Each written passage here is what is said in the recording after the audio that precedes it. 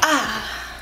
Comment on se retrouve après des mois sans vidéo YouTube? Bon, je me mets à l'aise, je vous le dis direct, hein. Je suis chez moi, voilà, je suis pas forcément hyper bien coiffée, Et encore, j'ai fait l'effort de mettre un jean aujourd'hui, hein, parce que la plupart du temps, c'était jogging pyjama, ça je peux vous le dire. Hello tout le monde, j'espère que vous allez bien. On se retrouve aujourd'hui pour une nouvelle vidéo dans laquelle, comme vous l'avez vu dans le titre, on va parler des habitudes alimentaires en couple. Donc comment tu fais quand t'es dans le sport, que tu donnes à fond, que t'es dans peut-être un rééquilibrage alimentaire, que t'as envie de manger sain, quand ton chéri ou ta chérie elle a pas du tout la même alimentation que toi, comment tu fais? Et peut-être que vous avez du coup envie de faire adopter ces nouvelles habitudes alimentaires avec la personne avec qui vous partagez du coup votre quotidien. Me concernant, je pense que je suis quand même très bien placée pour vous en parler étant donné que j'ai commencé le fitness, l'alimentation healthy il y a déjà quelques années de ça, et j'ai commencé en fait quand j'étais déjà en couple, mais j'ai vraiment commencé quand je me suis mise en fait en colocation du coup avec mon chéri, donc quand on a emménagé pour la première fois ensemble. Alors là je peux vous dire que c'était quelque chose au début, hein, parce que ouais c'est vrai qu'on n'avait pas forcément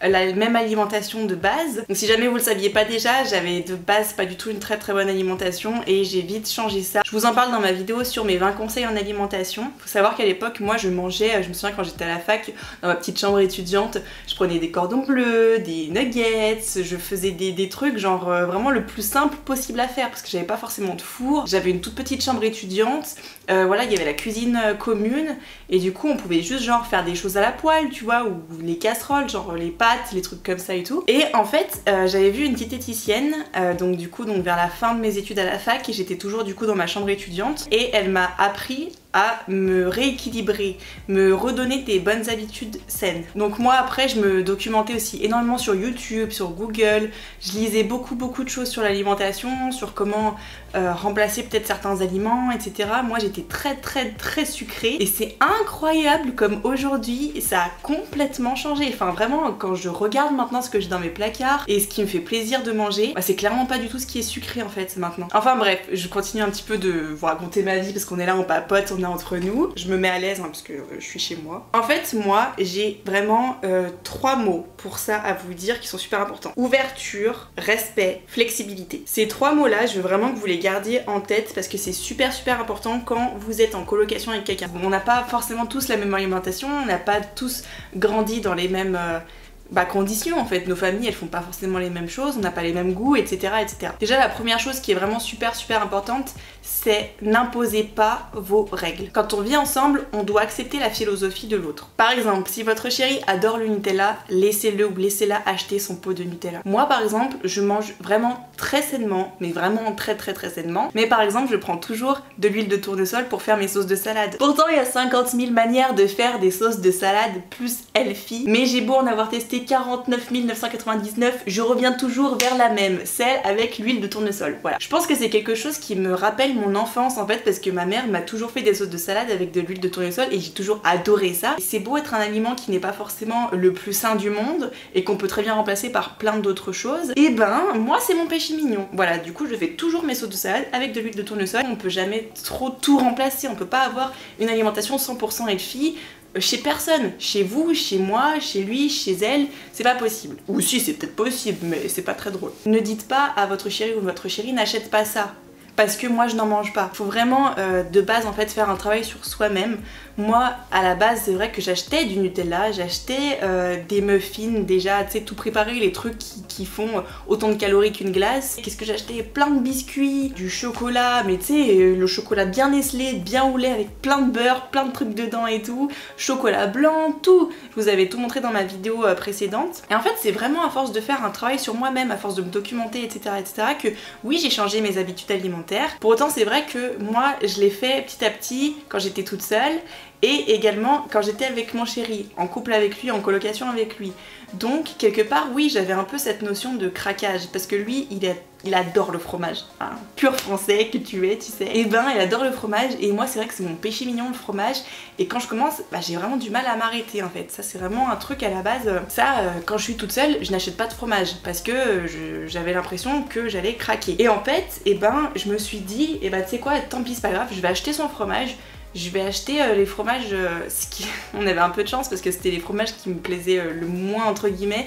Genre moi j'étais très, je dis n'importe quoi, hein. Par exemple Gouda, et lui il va être beaucoup plus Caprice des dieux tu vois, et enfin C'est vraiment pour illustrer. Hein. Mais donc voilà, sur ça j'avais un peu de chance, donc du coup j'arrivais à plus me contrôler, on va dire, à ne pas craquer. En tout cas il achète quand même du fromage que je kiffe, genre le brie, Caprice de Dieu, j'aime ça. Mais c'est juste que par exemple si jamais j'ai envie de m'en accorder, et bah en fait je l'ai vraiment fait petit à petit, c'est-à-dire que je me servais, mais je me disais, dans ma tête en fait je me disais vraiment Inès, t'en manges 2 tranches, genre 2 bonnes tranches, ok, mais pas toute la moitié du truc, tu t'as compris. J'en mange 2 tranches et je m'arrête là. J'ai remarqué en fait que tous les petits craquages, tous les petits trucs genre ça en fait, genre les petits trucs salés, le petit fromage, truc qui est absolument pas primordial, super important de ton alimentation. Et ben en fait, à moi personnellement, à force de beaucoup plus manger en fait, et de manger des choses qui me tiennent au ventre, vraiment qui me calent, et ben j'avais plus envie de ça. Ou vraiment beaucoup moins. Et ça c'est vraiment quelque chose qui m'a aidé. Donc c'est pour ça que je vous dis que de base, faut faire un travail sur vous-même et bien manger vraiment au quotidien, dans le sens manger des choses qui calent, parce que normalement t'es pas censé genre encore avoir faim quand t'arrives au fromage par exemple, ou quand t'arrives au dessert, t'es censé déjà être calé et après ce que tu manges en plus c'est genre pour toi-même, c'est une petite gourmandise comme ça tu vois, mais normalement si tu manges bien t'as pas besoin en vrai de dessert, t'as pas besoin de tout ce qui arrive derrière après votre vrai repas quoi. J'ai vraiment envie de vous conseiller de communiquer avec lui ou avec elle, parce qu'il faut vraiment parler de votre bien-être en alimentation. Donc dites vraiment à votre conjoint ou à votre conjointe ce qui vous fait le plus plaisir en fait dans votre alimentation, ce que vous aimez manger chacun, et en fait après c'est une question de compromis. Comment vous pouvez faire en sorte d'adapter ces repas en version peut-être plus healthy, plus saine? Est-ce que vous pouvez peut-être alléger certaines choses? Je sais que par exemple, moi quand j'étais petite, j'étais très habituée au gâteau de grand-mère, là où il y a 200 grammes de sucre, là où il y a 200 grammes de beurre, enfin j'exagère, mais c'était vraiment ça quoi moi à l'époque. Et clairement aujourd'hui, je peux très bien faire ce genre de gâteau, par exemple je dis n'importe quoi, le gâteau au yaourt, le truc de base tu sais, et en version beaucoup plus allégée, et c'est tout aussi bon, voire même meilleur, parce que c'est même beaucoup moins écœurant. À force de faire du fitness, de m'entraîner, de faire du sport, j'ai beaucoup moins envie de manger sale, genre vraiment de manger gras, de manger trop sucré. C'est vraiment quelque chose qui m'est complètement passé, et du coup j'ai vraiment appris à tellement apprécier la nourriture quand elle est beaucoup plus allégée. Et pourtant c'est bon hein. Franchement, mais qu'est-ce que c'est bon, j'adore, je me régale. Et en fait des fois il y a des choses comme ça, par exemple je sais que moi mon chéri adore les pancakes, c'est un truc ça, le week-end il en raffole, il aime trop se réveiller le matin, moi je me réveille toujours avant lui, et que ça sente les pancakes, c'est genre les crêpes et tout comme ça là. Et du coup moi je les fais toujours en mettant moins de sucre, je mets pas de beurre, je remplace toujours par autre chose, etc. Et il les adore, et il met son petit topping au Nutella par-dessus. Et voilà, c'est très bien, c'est super bon.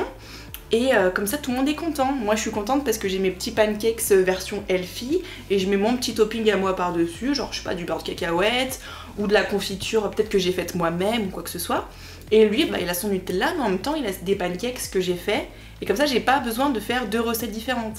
Mais vous pouvez le faire aussi. Au début c'est ce que je faisais. Au début en fait j'étais vraiment très habituée, étant donné qu'on avait vraiment pas du tout la même alimentation là-dessus. Je faisais généralement toujours 2 repas. C'est-à-dire que par exemple au début, moi si j'allais faire, je sais pas, un gratin, j'allais faire un gratin, j'allais prendre vraiment deux petits plats différents, et j'allais faire une version avec beaucoup plus de crème, et une autre version pour moi sans lactose, forcément parce que j'en prends pas. Au début je faisais comme ça. Et en fait, petit à petit, j'en ai eu marre de faire toujours 2 plats différents. J'essayais de lui faire goûter ce que je mangeais pour voir si lui, il appréciait. Parce que si ça se trouve, en fait, il allait aimer ce que je mange. Et donc du coup, j'avais plus qu'à faire ce plat-là pour 2. C'était quand même beaucoup plus pratique. Et donc du coup, je lui ai fait tester. Il y a des choses qu'il aime, il y a des choses qu'il aime pas. Le lait de soja, lait d'amande, il aime pas ça. Voilà, j'ai essayé, mais il aime pas.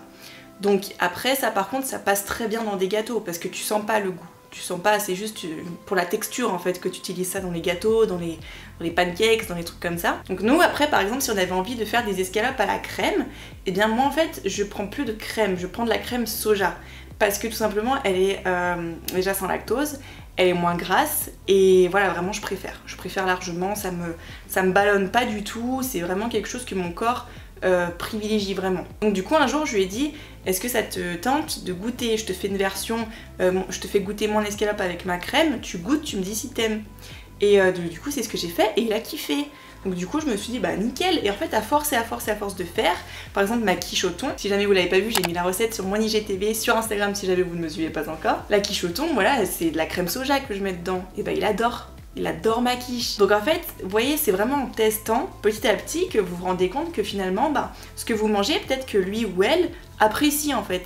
Mais ça, c'est vraiment des choses, il faut tester. Donc voilà, si ça se trouve, vous allez tout apprécier, vous allez vraiment trop kiffer votre alimentation tous les deux, et c'est vraiment là-dessus que vous allez beaucoup plus vous connaître d'un point de vue nutritionnel. Après, il y a vraiment un truc aussi quand t'es en couple et que tu veux manger sain, c'est que tu ne craques pas si tu n'as pas faim. Quand je m'entraîne derrière, je sais pas vous, mais moi j'ai pas du tout envie de me taper un Burger King.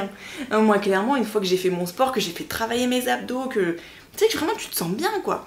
T'as pas envie en fait, c'est même pas une question de gâcher, c'est juste t'as pas envie de sucrer, de salé, t'as envie de manger sain. Parce que ton corps, tu te sens bien dans ton corps à ce moment-là et t'as pas envie derrière d'être ballonné. Donc déjà après le sport, ça c'est clair et net, je n'ai pas envie de manger trop sucré ou trop gras. Il n'y a pas qu'avec le sport qu'on n'a pas faim. Si de base, comme je vous le disais, vous mangez suffisamment, vous avez vraiment des éléments qui vous tiennent au ventre, etc., vous n'allez pas craquer derrière. Donc si vous mangez tout ce qui est pâte complète, riz complet, pain complet, des amandes, etc., derrière vous avez beaucoup moins envie de craquer pour je ne sais quelle bêtise. En fait, la cuisine, pour moi, c'est vraiment une sensation de bien-être avant tout. Donc si jamais vous savez que vous allez vous diriger vers un aliment que vous allez regretter direct après d'avoir mangé, ne le faites pas. Clairement, ne le faites pas. Pour moi, ça reste vraiment un plaisir avant toute chose. Si jamais vous faites plaisir avec des tartines de Nutella, avec je ne sais quoi, avec du gâteau, il faut vraiment apprécier le truc jusqu'au bout. Vous l'appréciez, vous appréciez de le manger et après vous vous sentez bien et vous pouvez vous poser comme ça dans votre canapé devant Harry Potter par exemple. Mais il faut pas manger et ensuite culpabiliser, vous sentir pas bien. Il faut vraiment que ça reste un plaisir avant tout. Donc si jamais vous êtes encore dans cet état où vous allez vous dire si je mange ça, je vais être trop bien, genre ça va trop me faire plaisir pendant 5 minutes, mais après je vais trop me sentir mal, franchement ne le faites pas parce que ça va vous faire du mal en fait. Moi je pense qu'il vaut mieux trouver son équilibre avant tout et voilà, adapter les choses petit à petit. Moi je sais qu'au début, personnellement, je mangeais vraiment très clean toute la semaine et je m'accordais un cheat meal le week-end. En fait vous êtes les scientifiques de vos sensations, il faut tester pour savoir. Et quand bien même vous culpabilisez, c'est pas grave, parce que moi aussi ça m'est arrivé. Moi aussi je me sentais mal après avoir mangé vraiment un truc beaucoup trop sucré ou beaucoup trop gras. Et ben en fait, je me servais quelque part de cette culpabilité pour me remotiver encore plus. Et derrière, j'allais à la salle, je m'entraînais et je mangeais vraiment sain, enfin comme d'hab quoi, je gardais mon alimentation que j'avais de base avant de manger le petit truc qui m'a fait culpabiliser. Et ça y est, c'était reparti, j'étais remotivée à bloc pour perdre mes kilos en trop on va dire, et je me sentais super bien. Donc des fois vaut mieux quand même se faire plaisir et vous êtes reboosté derrière, vous inquiétez pas, de toute façon c'est pas un écart qui va faire pencher la balance. Si vous pouvez éviter de vous taper tout le plat de tiramisu quand il vient de sortir du four, c'est quand même mieux, mais voilà, n'hésitez pas à vous faire plaisir, l'alimentation c'est un plaisir avant toute chose, il faut pas vous frustrer, il faut pas acheter que des trucs super healthy que vous voyez partout sur Instagram ou partout sur YouTube. Vous pouvez très bien avoir des petites choses malgré tout, voilà, qui sortent un petit peu du cadre healthy qu'on nous donne. Genre par exemple, moi j'ai toujours dans mon frigo des pâtes brisées, des pâtes feuilletées. Je pourrais très bien les faire moi-même, c'est juste que j'ai la flemme, je vous le dis. Et du coup j'en ai toujours dans mon frigo. Faut pas diaboliser les aliments, il faut pas voir que du bien ou que du mal partout. Il y a vraiment un équilibre à trouver dans chaque aliment. Il y a aussi quelque chose que je faisais vraiment beaucoup, c'est-à-dire que par exemple, si je voulais faire des pancakes, et ben je faisais une version pas du tout healthy pour lui, donc bien sucré, avec plein de beurre, enfin vraiment la recette de base quoi, tu sais, le grand classique. Et moi je me faisais ma version healthy. Ça me permettait de ne pas culpabiliser, de ne pas me frustrer si jamais je le voyais en fait manger quelque chose dont j'avais envie. Parce qu'au final moi aussi je l'avais. Donc si jamais je le voyais manger les pancakes avec son topping de Nutella, en fait moi aussi j'avais mes pancakes, juste en version plus sain. Et je mettais mon topping à moi par-dessus. Et ça, comme ça, j'étais vraiment trop bien, j'étais trop contente. Ça me faisait plaisir, ça lui faisait plaisir. Et voilà, ça s'appelle faire des compromis. Et après, comme je vous l'ai dit, vous adaptez au fur et à mesure, vous enlevez moins de sucre, vous mettez pas de beurre, vous lui dites pas. Moi, je faisais ça au début et il s'en rendait même pas compte. Et un jour, je lui ai vraiment fait ma recette à moi de pancakes. Et je lui ai dit, alors, t'aimes ? Et il m'avait dit, oui, il m'avait dit bah ouais c'est trop bon et tout. Et j'avais dit tant mieux parce que c'est ma recette. Je Je me sentais trop bien et lui il était là en mode oh, tu m'as trahi. Je lui dis bah oui mais t'aimes bien au final. Il me fait ouais franchement c'est super bon. Mais voilà, c'est vraiment à force de tester, de faire goûter des choses à l'autre, vous allez vous rendre compte que bah en fait il y a un équilibre à avoir et chez lui et chez vous.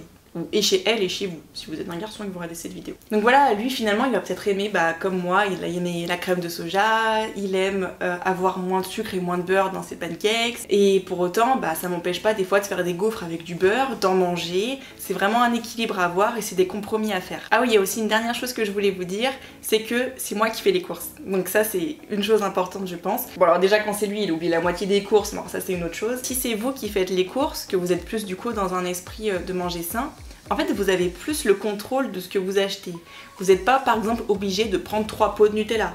Un, ça suffit. Vous voyez ce que je veux dire? Donc si jamais c'est vous qui faites les courses, vous avez un peu plus le contrôle et du coup vous vous sentez un petit peu mieux dans ce qu'il y a dans vos placards et dans vos frigos. Voilà, et enfin une dernière aparté à propos de mon couple, c'est qu'en fait on a constaté justement que on mange vraiment la même chose maintenant au niveau salé. C'est-à-dire que tous nos repas, on mange vraiment exactement pareil. C'est incroyable. Donc du coup au final on a tous les deux une alimentation saine. C'est juste au niveau des repas sucrés qu'on mange pas du tout pareil. Sauf si c'est l'un ou l'autre qui fait des pancakes, qui fait des crêpes, qui fait des gaufres ou je ne sais quoi. Et donc du coup niveau déjeuner et niveau dîner on mange tout le temps la même chose. Soit c'est lui qui cuisine, soit c'est moi, mais maintenant on sait vraiment à force avec les années, avec le temps qui passe, ce que l'autre aime, ce qu'on aime manger tous les deux. On fait jamais les choses égoïstement. Je vais pas faire un repas que moi seule aime et pas lui. En fait faut vraiment faire en sorte que les deux, quand on cuisine, arrivent à apprécier en fait tout simplement le repas, parce que la cuisine de toute façon c'est super important, c'est vraiment un moment de bien-être dans ta vie je trouve. Donc voilà, du coup c'est pas grave en fait si jamais vous ne mangez pas la même chose tout le temps etc. Il faut vraiment en fait avoir une ouverture d'esprit, un respect de ce que préfère l'autre et être flexible. Voilà, il faut savoir aussi faire des compromis parfois. Si jamais, je sais pas, c'est à son tour de faire à manger, parce que nous on fonctionne comme ça, voilà, c'est chacun son tour. Si jamais c'est à son tour et que vraiment il a la flemme, j'ai la flemme et qu'il me propose de faire des cordons bleus, bah forcément ceux du marché, hein, c'est pas fait maison, je vais lui dire vas-y, fais. C'est pas grave, c'est pas grave. C'est pas, faut bien vous dire que c'est pas parce que une fois ou deux vous allez manger quelque chose qui sort un peu de votre quotidien, de votre routine, que vous ruinez tous vos efforts. Absolument pas, mais vraiment absolument pas, sortez-vous cette idée-là de la tête. Donc voilà, je pense que cette vidéo est terminée, ça fait déjà une bonne demi-heure que je la filme. J'espère que ça vous a plu et si jamais c'est le cas, s'il vous plaît, n'hésitez pas à liker parce que ça me fait extrêmement plaisir et à me laisser votre avis dans les commentaires. Dites-moi peut-être quelle vidéo vous aimeriez voir la prochaine fois, si vous êtes plutôt recettes ou conseils alimentation ou encore autre chose. Et en attendant, moi je vous fais des gros bisous et je vous dis à plus tard.